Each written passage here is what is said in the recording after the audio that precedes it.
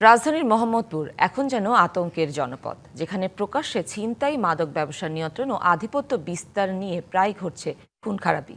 কয়েকটি কিশোর গ্যাংয়ের এমন বেপরোয়া কর্মকাণ্ডে অতিষ্ঠ বসিলা, আদাবর ও রায়ের বাজারের বাসিন্দারা। সম্প্রতি কয়েকটি খুনের ঘটনায় নিরাপত্তা নিয়ে প্রশ্ন তুলেছেন তারা। কে দিবে আমাদের নিরাপত্তা? মহিলারাও রাস্তায় বাইরে যে কোনো টাইমে আসতে পারে, যে কোনো টাইমে নিয়ে যেতে পারে। 11 এপ্রিল আদাবরের একটি সড়কে বাইসাইকেলে থাকা এক ব্যক্তিকে চাপাতি দিয়ে কোপাচ্ছে কিশোর গ্যাং সদস্যরা। পালিয়ে যেতে চাইলে আটকে আবারও কোপানো হয় তাকে। পরে সব লুট করে নিয়ে যায় তারা। এই দৃশ্য ধরা পড়েছে সিসি ক্যামেরায়। পরদিন 12 এপ্রিলের ঘটনা আরও আতঙ্কের।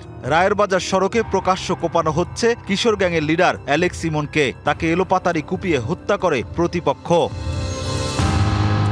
রায়ের বাজারের সবচেয়ে অপরাধপ্রবণ এলাকার মধ্যেই রয়েছে মোহাম্মদপুর থানা পুলিশের এই অস্থায়ী ক্যাম্প। অথচ এখানেই দিনে দুপুরে খুন, ছিনতাই, ডাকাতির ঘটনা ঘটছে। এলাকাবাসী রয়েছেন আতঙ্কে। তাদের দাবি, পুলিশের তৎপরতা না বাড়ালে হুমকির মুখে পড়বে তাদের জীবন ব্যবস্থা।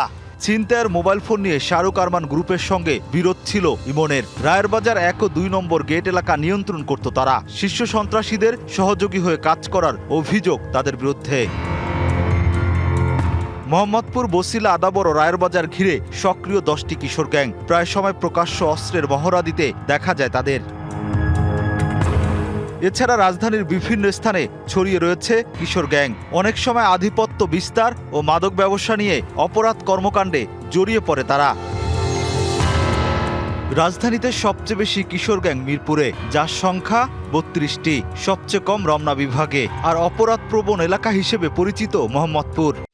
Hire Google TV. Smart living powered by Homey AI.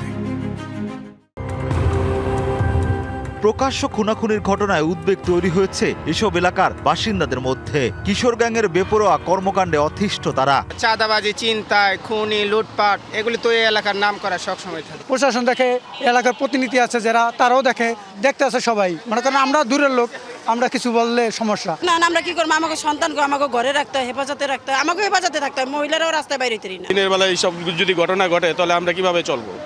কে দিবে আমাদের নিরাপত্তা? কিশোর গ্যাং দমনে কঠোরতার কথা জানালো পুলিশ। আগের চেয়ে অপরাধ কমেছে বলে দাবি তাদের। কিশোর গ্যাং, চাঁদাবাজ গ্রুপ, ছিনতাইকারী, মাদক ব্যবসায়ী, মাদক সেবী কি পরিমাণে, মানে সংখ্যার দিকটা আপনারা বিবেচনা করেন, কিন্তু হাজার হাজার আমাদের লাগাতার অভিযান, টহল, আসামি গ্রেপ্তার। আমরা যেমন শুধু রমজান মাসে প্রায় 1400 থেকে 1500 আসামি গ্রেপ্তার করেছি। মোহাম্মদপুরের মতো জায়গায় এই ঘটনাগুলো ঘটবে, এটা তো এক সময় ছিল স্বাভাবিক। সেখানটাতে আমরা এখন এইগুলোকে আমরা একদম ন্যূনতম পর্যায়ে নিয়ে এসেছি। আইন প্রয়োগের পাশাপাশি সবাইকে সচেতন হওয়ার পরামর্শ পুলিশের। Rakib Hossain, DBC news, Dhaka.